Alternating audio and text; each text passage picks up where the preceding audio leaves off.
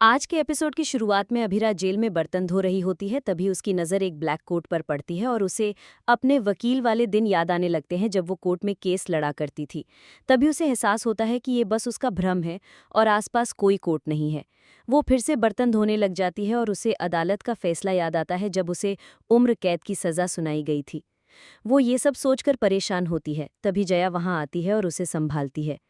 जया अभीरा से माफी मांगती है और कहती है कि तुमने मुझे बचाया और केसरी ने अपना गुस्सा तुम पर निकाल दिया। अभीरा परेशान होकर कहती है कि मैं ऐसे लोगों के साथ नहीं रह सकती। मैं यहाँ कैसे आ गई? मैंने तो कोई अपराध नहीं किया, फिर भी यहाँ जेल में बंद हूँ। मुझे अपने घर अपनी बेटी के साथ होना चाहिए। जया कहती है कि तुमने मुझे किसी की याद दिला दी। जया अभीरा को बता दी कि तुम्हारी तरह ही एक औरत 25 साल पहले यहाँ आई थी। उसकी भी एक बेटी थी। उसने भी कुछ नहीं किया था, लेकिन किसी ने उसकी नहीं सुनी। शुरू में उसकी बेटी उससे मिलने आती थी, लेकिन धीरे धीरे उसने आना बंद कर दिया और 25 साल हो गए लेकिन वो उससे मिलने नहीं आई। अभीरा दुखी होती है। जया बताती है कि उसकी बेटी ने शादी कर ली और अपने ससुराल वालों से कहा कि उसकी माँ मर चुकी है। अभीरा कहती है कि ये जानकर उसकी माँ का दिल तो टूट गया होगा। जया कहती है कि वो बहुत रोई। इतने सालों में उसके आंसू भी पराये हो गए। अभीरा पूछती है कि अब वो औरत कहाँ है? जया कहती है कि वो तुम्हारे सामने है। ये जया की खुद की कहानी थी। अभीरा हैरान होती है। जया गंभीर होकर कहती है कि शुरू में सब तुमसे मिलने आएंगे, लेकिन धीरे धीरे सब आना बंद कर देंगे। तुम उनकी बदनामी की वजह बनोगी और फिर बोझ बन जाओगी। अब तुम्हारा कोई परिवार और घर नहीं है। इस जेल से अब सिर्फ तुम्हारी अर्थी बाहर जाएगी। ये सुनकर अभीरा घबरा जाती है। रात में अभीरा अकेले बैठी रहती है, तभी वार्डन आकर उसे जबरदस्ती लेकर जाने लगती है। अभीरा पूछती है कि मुझे कहाँ लेकर जा रही हो? वे कोई जवाब नहीं देती। अभीरा घबरा जाती है। वे देखती है कि उसे फांसी देने वाले होते हैं। अभीरा को फांसी के फंदे के सामने खड़ा कर दिया जाता है। तभी अरमान वहां आता है। अभीरा गुस्से में अरमान से कहती है कि पहले तुमने मेरी माँ को मुझसे छीना था, फिर मेरी बेटी को मुझसे छीना और अब तुम मेरी जिंदगी मुझसे छीन रहे हो। अरमान दुखी होता है। अभीरा अरमान पर गुस्सा करती है। अरमान के सामने अभीरा को फांसी दी जाती है। तभी अरमान इस सपने से बाहर निकलता है और घबरा जाता है। अरमान घर में जाने लगता है, तभी रुक जाता है और उसे मायरा की बातें याद आती हैं। वो वापस बाहर जाने लगता है, तभी गीतांजलि आती है और अरमान को अंदर जाकर कपड़े बदलने के लिए कहती है। अरमान कहता है कि मुझ में मायरा का सामना करने की हिम्मत नहीं है। गीतांजलि कहती है कि अंदर चलकर कुछ खा लीजिए और आराम कीजिए। अरमान गुस्से में कहता है कि मेरी वजह से अभीरा क्रिमिनल के बीच में जेल में बंद है, तो मैं आराम कैसे कर सकता हूँ? गीतांजलि कहती है कि पहले खुद का ख्याल रखो, तभी अभीरा की मदद कर पाओगे। अरमान दुखी होकर जवाब देता है कि अभीरा मेरी जिम्मेदारी थी, मैंने उसका भरोसा तोड़ दिया है। गीतांजलि अरमान को समझाने की कोशिश करती है, लेकिन अरमान कहता है कि तुम अंदर जाओ, वरना बारिश में तुम बीमार हो जाओगी। अरमान खुद वहां से चला जाता है। अगली सुबह जेल में जया अभीरा से पूछती है कि क्या तुम रात में नहीं सोई? अभीरा कहती है कि 7 साल बाद मुझे अपनी बेटी मिली थी और मैं चैन की नींद सोने लगी थी, लेकिन अब मेरी बेटी, मेरे सपने और मेरी नींद सब कुछ छिन गया है। इसके बाद अभीरा को सफाई की ड्यूटी दी जाती है। अभीरा सफाई करने के लिए आती है और देखती है कि वहाँ बहुत कचरा होता है। अभीरा सफाई शुरू करती है, लेकिन हवा से वापस कचरा आ जाता है, फैल जाता है। अभीरा वापस सफाई शुरू करती है, तभी मायरा उसकी झाड़ू पकड़ती है और कहती है कि आप आराम करो, ये मैं कर लूंगी। अभीरा मायरा को गले लगा लेती है और उसे प्यार करती है। तभी अरमान वहाँ आता है और कहता है कि मायरा ने तुमसे मिलने की जिद पकड़ ली थी, इसलिए मुझे इसे लाना ही पड़ा। अभीरा अरमान को धन्यवाद कहती है। अरमान कहता है कि तुम दोनों बातें करो, मैं सफाई कर दूंगा, लेकिन अभीरा उसे मना करती है। तभी मायरा कहती है कि हम सब साथ में सफाई करेंगे। तीनों साथ मिलकर सफाई करने लग जाते हैं। अभीरा अरमान और मायरा को देखकर खुश होती है। तभी अचानक वो बेचैन हो जाती है और अरमान से कहती है कि मायरा को लेकर यहाँ से चले जाओ। अरमान हैरान होता है। अभीरा कहती कि तुम्हें इसे यहाँ नहीं लाना चाहिए था, मुझे इस हाल में देखकर उसे बुरा लग रहा होगा। अरमान कहता है कि ऐसा कुछ नहीं है, मायरा तुम्हें देखकर खुश है। लेकिन अभीरा जिद करती है कि वो मायरा को लेकर तुरंत चला जाए। वो अरमान और मायरा को वहां से बाहर निकाल देती है और दरवाज़ा बंद कर देती है। मायरा दरवाज़ा खोलने के लिए कहती है, लेकिन अभीरा कहती है कि मैं मजबूर हूँ, आप यहाँ से चली जाओ। अभीरा ये सब सपना देख रही होती है और तभी वो इस सपने से बाहर निकलती है। अभीरा मायरा को याद करके दुखी हो जाती है। दूसरी तरफ मायरा जिद करती है कि अभीरा के बिना वो स्कूल नहीं जाएगी। कावेरी उसे समझाती है कि अगर आप स्कूल नहीं जाओगी तो अभीरा को अच्छा नहीं लगेगा। विद्या उसे समझाती है कि आपकी मम्मा भी नहीं आएंगी। मायरा कहती है कि आप सब मुझे ऐसा क्यों बोल रहे हो, पापा कहाँ हैं? इसी बीच तानिया अंशुमन की फोटो देखते हुए आ रही होती है। तभी मायरा गुस्से में अपना बैग फेंकती है, जिससे तानिया के हाथ से फोन गिर जाता है। तानिया के फोन की स्क्रीन टूट जाती है। इधर विद्या मायरा को समझाने की कोशिश करती है, लेकिन मायरा जिद पर अड़ी होती है। तभी तानिया गुस्से में मायरा पर चिल्लाती है। सभी हैरान होते हैं। तान्या गुस्से में कहती है कि दुनिया में बहुत सारे ऐसे बच्चे हैं जिनके माता पिता भाई कोई साथ नहीं रहता, लेकिन इसका मतलब ये नहीं है कि आप बड़ों से बदतमीजी करो। वो मायरा को स्कूल जाने के लिए कहती है। विद्या तान्या को रोकती है और कहती है कि मायरा डर रही है। तान्या कहती है कि ये बिगड़े हुए बच्चे की तरह बर्ताव कर रही है। तभी गीतांजलि तान्या को रोकती है और कहती है कि आपको मायरा के बारे में कुछ भी बोलने की जरूरत नहीं है। तान्या धीरे से गीतांजलि पर ताना मारती है तो गीतांजलि कहती है कि आप मुझे कुछ भी बोल सकती हो, लेकिन मायरा को कुछ भी बोलने का आपको कोई हक नहीं है। तान्या कहती है कि मैं मायरा की चाची हूँ, यहाँ बिना हक के आप बोल रही हो।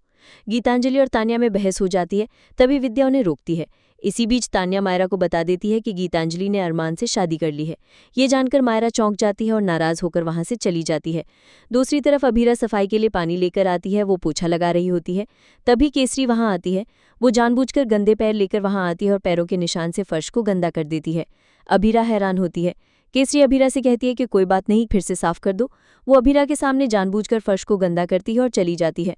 अभीरा परेशान होती है। वो फिर से सफाई करने लगती। इसके बाद केसरी वापस आती है और बाल्टी में अपने गंदे पैर डाल देती है। अभीरा बाल्टी बचाने जाती है, तभी केसरी बाल्टी गिरा देती है और गंदा पानी बिखेर देती है। अभीरा दुखी हो जाती है। केसरी कहती है कि मेरे हाथ पर बहुत चलते हैं, शुक्र मनाओ कि बाल्टी पर चले हैं, अगर तुम पर चलते तो तुम्हें बहुत दर्द होता। अभीरा परेशान हो जाती है और वो बाल्टी लेकर बाहर जाने लगती है। तभी केसरी उसे गिराने की कोशिश करती है। अभीरा डरने वाली होती है, तभी जलेबी बाई उसे बचा लेती है। केसरी जलेबी बाई को देखते ही डर जाती है। अभीरा हैरान होती है। केसरी जलेबी बाई के पैरों में गिरकर माफी मांगती है। जलेबी बाई उसे जाने के लिए इशारा करती है। अभीरा ये सब देखकर असमंजस में पड़ जाती है। जलेबी बाई और केसरी वहां से चली जाती है। जया वहां आती है तो अभीरा कहती है कि जलेबी बाई ने एक शब्द नहीं बोला और केसरी पूरी तरह डर गई। इसका मतलब इनकी यहाँ बहुत चलती है। जया कहती है कि जलेबी बाई के लिए इंसानियत सबसे बड़ी चीज है और ये कभी किसी के साथ गलत नहीं होने देती। जलेबी बाई की वजह से जेल के अंदर सब अनुशासन में रहते हैं। ये सुनकर अभीरा चौंक जाती है। दूसरी तरफ मायरा कमरे की चीजें फेंकती है। गीतांजलि मायरा को संभालती है तो मायरा गीतांजलि से पूछती है कि आपने पापा से शादी क्यों की। गीतांजलि कहती है कि आप ऐसा क्यों बोल रही हो। खुद ही पहले चाहती थी कि हम दोनों शादी करें। कावेरी और विद्या उन्हें देख रही होती है। मायरा हैरान होकर कहती है कि पहले मुझे मेरी माँ के बारे में पता नहीं था, लेकिन अब मुझे मेरी माँ मिल गई है तो पापा को उनसे शादी करनी चाहिए, आपसे नहीं। गीतांजलि चौंक जाती है और मायरा को समझाने की कोशिश करती है, लेकिन मायरा गुस्से में कहती है कि मुझे कुछ नहीं सुनना। गीतांजलि हैरान होती है। मायरा कहती है कि मुझे पापा से सवाल पूछने हैं, उन्होंने आपसे शादी क्यों की, मुझे पापा से बात करनी है। कावेरी आकर मायरा को समझाने की कोशिश करती है। मायरा कहती है कि मुझे पापा से बात करनी है। कावेरी उसकी बात मान लेती है और उसे लेकर चली जाती है। गीतांजलि टूटकर रोने लग जाती है और विद्या उसे संभालने की कोशिश करती है। गीतांजलि विद्या को देखती है और रोते हुए उसके गले लग जाती है। दूसरी तरफ जया अभीरा को खाना खाने के लिए कहती है, लेकिन अभीरा मना कर देती है। तभी एक गर्भवती महिला आती है और कहती है कि केसरी के जुल्म सहने के लिए अभीरा को खाना जरूरी है। अभीरा अपनी रोटी उस महिला को देती है। वो कहती है कि आज मुझे ज्यादा भूख नहीं लगी है। अभीरा कहती है कि तुम्हारे बच्चे को तो भूख लगी होगी। अभीरा खाना देखती है और मायरा के साथ पुरानी बात याद करती है, जब वो मायरा के लिए खाना बना रही थी। मायरा कहती है कि पापा ने बताया कि पहले आप खाना जला देती थी। अभीरा कहती है कि अपने पापा से पूछना कि उन्होंने गाड़ी ठीक करना किसे सीखा था। मायरा पूछती है कि किसे सीखी। अभीरा बताती है कि मैंने उन्हें सिखाया था। मुझे बहुत सारे काम बचपन में ही आपकी नानी ने सिखा दिए थे। शुरू में मेरा खाना जल जाता था, लेकिन अब मुझे अच्छे से खाना बनाना आता है। मायरा अभीरा से पूछती है कि आप मुझे रोटी बनाना क्यों सिखा रही हो। अभीरा कहती है कि बेसिक स्किल्स तो सभी को आनी चाहिए।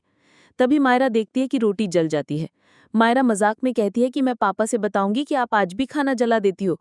दोनों मस्ती मजाक करती हैं। वर्तमान में अभीरा ये सब याद करके दुखी होती है। अभीरा खाने लगती है, तभी केसरी आती है और अभीरा का खाना छीन लेती है। वो कहती है कि ये तुम्हें जिंदा छोड़ने का टैक्स है। केसरी चली जाती है। इसके बाद जलेबी बाई अपनी रोटी अभीरा को दे देती है, लेकिन अभीरा उसे कहती है कि मुझे किसी की हमदर्दी की जरूरत नहीं है। अभीरा जाने लगती है, तभी जलेबी बाई अभीरा के बारे में सारी जानकारी बोलने लगती है, जिसे सुनकर अभीरा हैरान हो जाती है। जलेबी बाई उसके अतीत और वर्तमान की सारी जानकारी बता देती है और कहती है कि तुम्हारी बेटी घर पर तुम्हारा इंतजार कर रही है।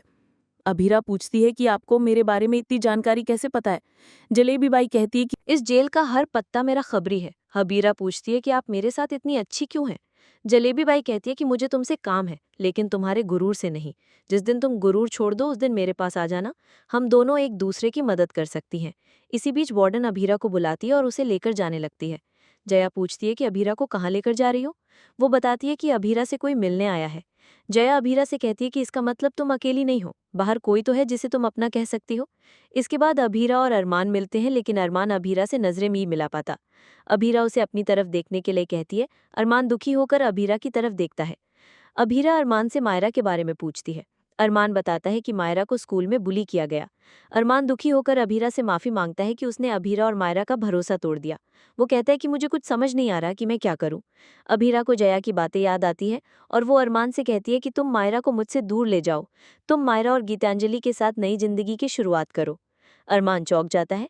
अभीरा कहती है कि मेरी वजह से मायरा को तकलीफ नहीं होनी चाहिए। इस शहर में सब मुझे कातिल मानते हैं और मायरा को कातिल की बेटी, इसलिए उसे इस शहर से दूर ले जाओ। लेकिन अरमान साफ कहता है कि अब वो अभीरा और मायरा को अलग नहीं करेगा। अभीरा कहती है कि तुमने 7 साल पहले भी ऐसा किया था, तो अब मेरी मर्जी से ऐसा कर दो। अरमान कहता है कि मैं वो गलती वापस नहीं करूंगा। अभीरा रो पड़ती है। अभीरा और अरमान दुखी होते हैं। अरमान उसे भरोसा दिलाता है कि मायरा कभी उससे दूर नहीं जाएगी। इसी बीच वार्डन आकर कहती है कि मिलने का समय खत्म हो गया है। अरमान वहीं रुकना चाहता है, लेकिन वार्डन अभीरा को लेकर चली जाती है। अरमान दुखी होता है।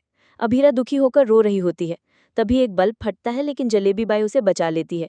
अभीरा उसे देखकर हैरान होती है। जलेबी बाई अभीरा को चेतावनी देती है कि किसी पर भरोसा मत करना। बाहर सभी यही कहते हैं कि जेल की हर चीज़ और हर इंसान धोखेबाज होता है। अभीरा जाने लगती है, तभी जलेबी बाई कहती है कि तुम्हारा तलाक हो गया है, लेकिन तुम्हारा पति तुम्हें चाहता है और तुम भी उसे चाहती हो। अभीरा चौंक जाती है और चली जाती है। दूसरी तरफ मायरा कावेरी से पूछती है कि अरमान उसके कॉल्स क्यों नहीं उठा रहा। कावेरी कहती है शायद वो काम में बिजी होगा। मायरा खुद अरमान को ढूंढने का फैसला करती है। विद्या कहती है कि अभी बहुत रात हो गई है, लेकिन मायरा जाने लगती है। तभी अरमान वहां आता है। मायरा दौड़कर अरमान के गले लग जाती है और कहती है कि आप मुझसे छुप क्यों रहे हो। वो उससे अभीरा के बारे में पूछती है। गीतांजलि मायरा से कहती है कि अरमान को आराम करने दो। वो मायरा को लेकर जाने लगती है। तभी अरमान उसे रोकता है और मायरा से कहता है कि खाना खाते हुए बात करेंगे। तभी मायरा पूछती है कि आपने गीतू से शादी क्यों की। अरमान चौंक जाता है। विद्या मायरा का ध्यान भटकाने की कोशिश करती है, लेकिन मायरा दुखी होकर कहती है कि मैं जब भी कुछ पूछती हूँ तो कोई मुझे जवाब क्यों नहीं देता। मेरी माँ मेरे पास नहीं है और पापा भी मुझसे बातें छुपाते हैं। मुझे कोई सच क्यों नहीं बताता। वो अरमान से कहती है कि आपने गीतू से शादी क्यों की, आपको मामा से शादी करनी होगी। सभी हैरान होते हैं। अरमान मायरा को समझाने की कोशिश करता है कि वो इस शादी को नहीं तोड़ सकता और मायरा को स्वीकार करना होगा कि गीतांजलि उसकी पत्नी है। मायरा कहती है कि लोग शादी के बाद खुश होते हैं, लेकिन आप और गीतू दुखी हो, इसीलिए यह शादी तोड़ दो। गीतांजलि दुखी होती है। इसी के साथ एपिसोड खत्म हो जाता है। अगले एपिसोड में देखने को मिलेगा कि अभीरा जेलर से काम खत्म करने के लिए समय मांगती है, लेकिन जेलर कहती है कि तुम्हें समय नहीं मिलेगा और कुछ दिनों के लिए तुमसे कोई मिल नहीं सकता। अभीरा कहती है कि ऐसा मत कीजिए, मैं अरमान से नहीं मिल पाऊंगी। अभीरा मायरा के लिए परेशान होती है। दूसरी तरफ मायरा अभीरा से मिलने के लिए अकेले निकल जाती है और रास्ते में उसका किडनैप हो जाता है। अभीरा को मायरा के लिए खतरा महसूस होता है।